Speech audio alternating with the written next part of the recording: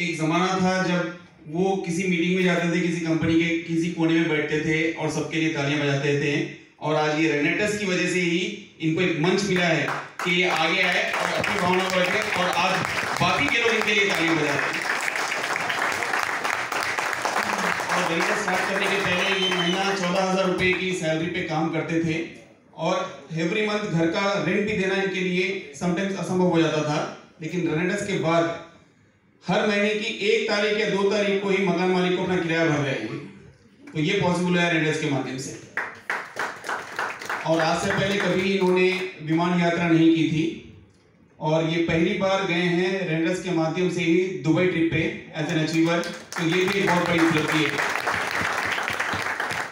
और सर का ये भी एक ऑब्जर्वेशन है कि ये 20 साल से इस इंडस्ट्री के साथ बहुत सी कंपनीज में बहुत सक्सेसफुल होने की इन्होंने बहुत कोशिश की, जी जान मेहनत की, लेकिन कहीं इस तरीके का प्लेटफॉर्म नहीं मिला कि ये अपने आप को पूरा कर पाए। और ये पहली बार इनके लाइफ में रेनेटस के माध्यम से ही हुआ है।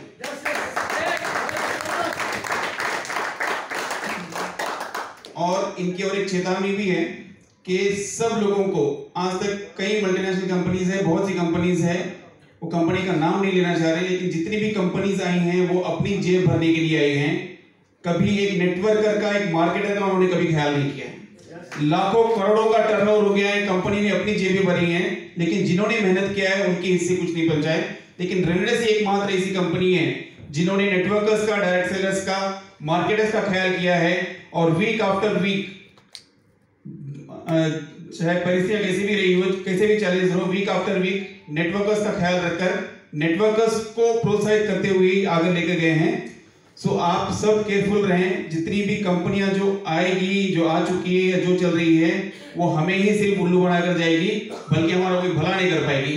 रेनेटस एक ऐसी कंपनी है जो एक नेटवर्कर्स फ्रेंडली कंपनी है, और उसके माध्यम से आप अपने सारे सपनों को साकार कर सकते हैं।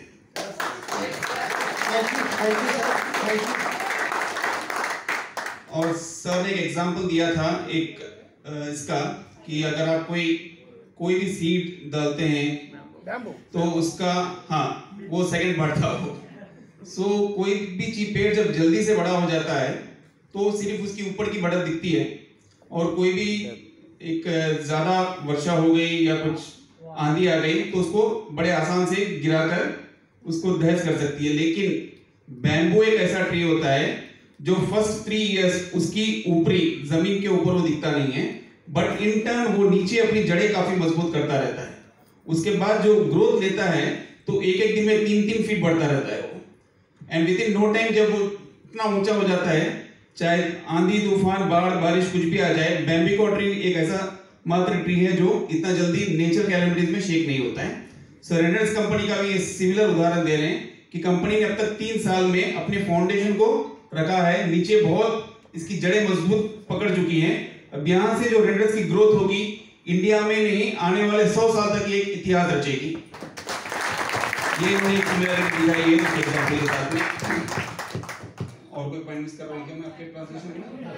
Thank you okay, thank you sir, thank you very much rocking रेनेटस। आज हमने देखा स्टेज पर से दुनिया का सबसे महंगा translator. Thank you for this sir, thank you for this, thank you sir, thank you. आज एक जरूरी सूचना है, कमांडो ट्रेनिंग लाइव हो चुका है।